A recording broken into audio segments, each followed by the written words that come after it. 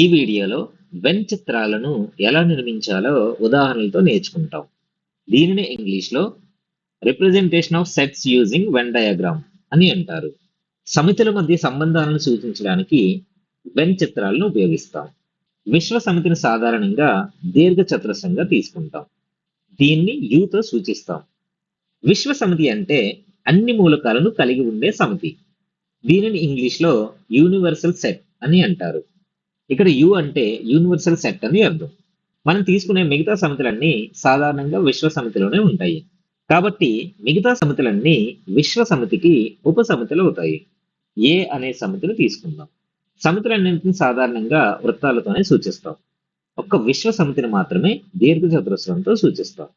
ఈ వృత్తంలో ఉండే మూలకాలన్నీ ఏ అనే సమితికి చెందుతాయి.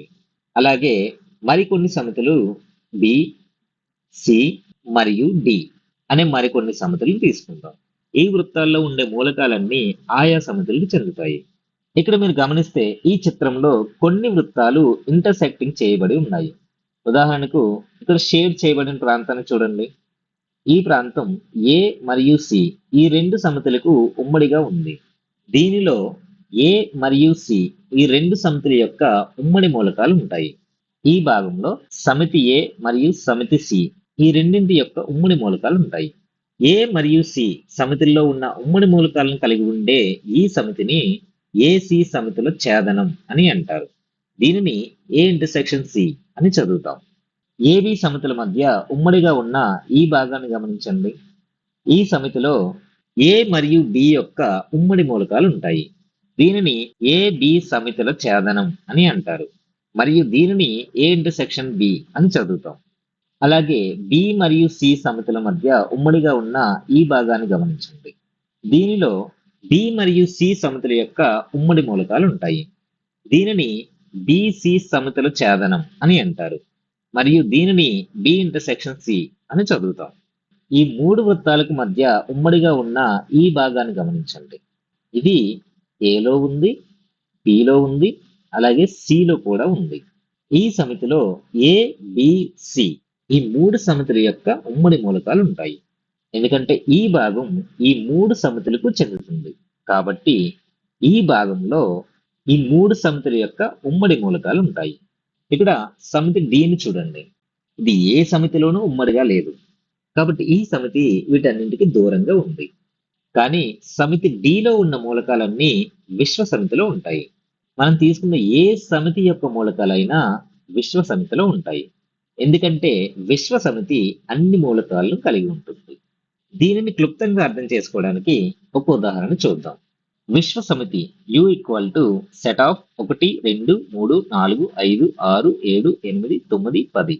ఈ విశ్వ సమితిని ఆధారంగా తీసుకొని కింద ఇవ్వబడిన ఏ, బి మరియు సి ఈ సమితులను వెన్ చిత్రంలో సూచించండి.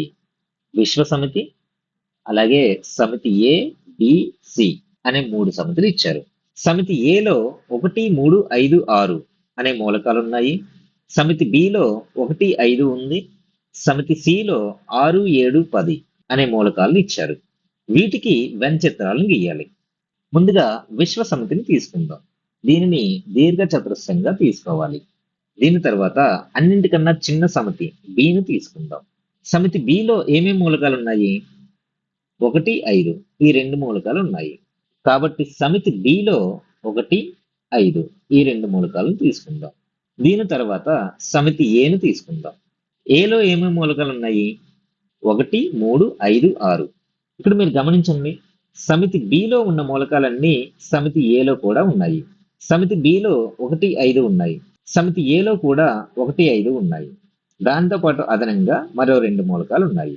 అంటే సమితి బిలో ఉన్న మూలకాలన్నీ సమితి ఏలో కూడా ఉన్నాయి. కాబట్టి సమితి బి మొత్తం సమితి ఏలో ఉండే విధంగా ఏ అనే సమితిని తీసుకుందాం. ఇక్కడ బిలో ఉన్న మూలకాలు 1, 5 ఇవి సమితి ఏ కూడా చెందుతాయి. ఈ వృత్తంలో ఉన్న మూలకాలన్నీ ఏ అనే సమితికి చెందుతాయి. కాబట్టి ఇక్కడ 1, 5 మళ్ళీ రాయనవసరం లేదు. సమితి బిలో లేని మూలకాలు అంటే 3 మరియు 6 ఇవి రెండు సమితి ఏలో రాయాలి. అంటే సమితి బిలో లేని మూలకాలు 3 మరియు 6 ఏకి మాత్రమే చెందే విధంగా సమితి బికి బయట రాసుకోవాలి. 3, 6. ఇవి రెండు మూలకాలు ఏ అనే సమితిలో ఉండాలి మరియు బి అనే సమితికి బయట రాసుకోవాలి. ఇప్పుడు బిలో 1, 5 మూలకాలు ఉన్నాయి మరియు ఏలో 1, 5, 3, 6 ఈ 4 మూలకాలు ఉన్నాయి. ఇప్పుడు సి సమితిని తీసుకుందాం. సమితి సిలో ఏమేమి మూలకాలు ఉన్నాయి? 6, 7, 10.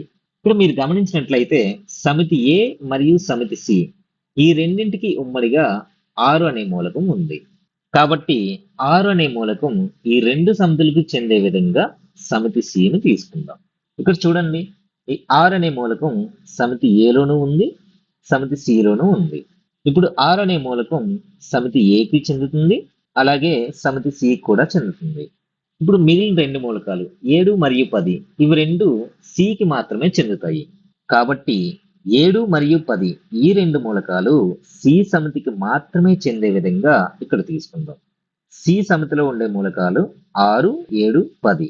ఇక్కడ మీరు గమనిస్తే విశ్వ సమితిలో ఉన్న కొన్ని మూలకాలు ఏ ఒక్క సమితికి చెందకుండా మిగిలిపోయాయి. ఇక్కడ మనకు 1, 2, 3, 4, 5, 6 మొత్తం 6 మూలకాలు వచ్చాయి. కానీ విశ్వ సమితిలో మనకిచ్చిన మూలకాలన్నీ 10. అంటే మిగతా 4 మూలకాలు ఏ సమితికి చెందకుండా మిగిలిపోయాయి. కాబట్టి వాటిని ఈ సమితులన్నింటికి బయట రాయాలి. మిగిలిన మూలకాలు ఏంటి?